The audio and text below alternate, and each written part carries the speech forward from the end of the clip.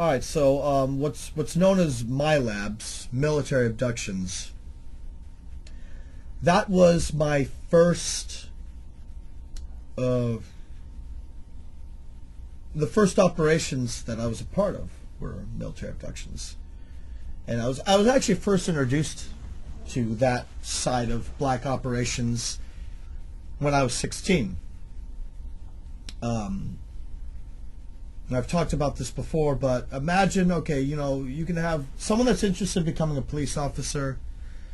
They go to a police station and they ask to do a ride-along. A ride-along is basically, for anyone that doesn't know, they assign you a police officer. You sit in the front seat with them. You don't wear, obviously you're not packing a weapon or anything. And you go on a shift with them for 8 hours, and you observe them, pull people over, maybe even make arrests, do field sobriety tests, whatever. With Operation Spyglass, and I only know of Operation Spyglass because that was the one that I dealt with. They did something similar to that with the up-and-coming super soldiers, the ones that were. And by the time I was 16, they had already told me which branch of the military I was joining, so things were already been really set. And I had to go on. I remember a few of them where I went on military abductions. Now, I wasn't packing a weapon. I was wearing a uniform, but an all-black uniform, but with nothing, just plain.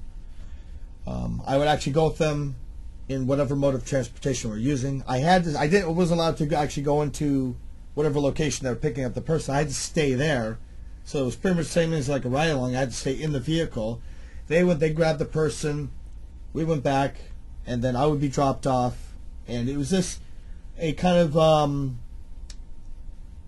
the beginnings of getting your feet wet, observing what was being conducted. And then, of course, that was really the first big operation that I was a part of, was Operation Spyglass, which is it is under Mark Ultra, and it is a global military abduction operation.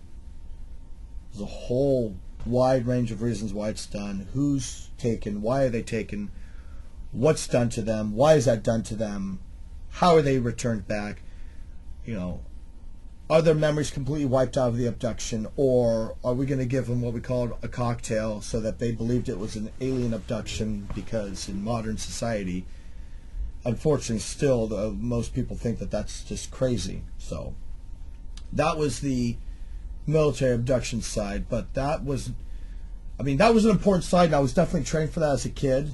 I mean, with a lot of stuff that I remember doing, I know they were prepping for that, but the biggest thing that they were prepping me for, which was, I did off and on, actually, in my entire unofficial 12 years in the military, and even did some stuff with when I was a kid, was Project Seagate. That was the creme de la creme. That was the whole reason of my development, everything from the time I was evaluated when I was 3, and even before that, when I had the genetic manipulation procedure done when I was still in womb, up until December of 2005, it all was about Project Seagate.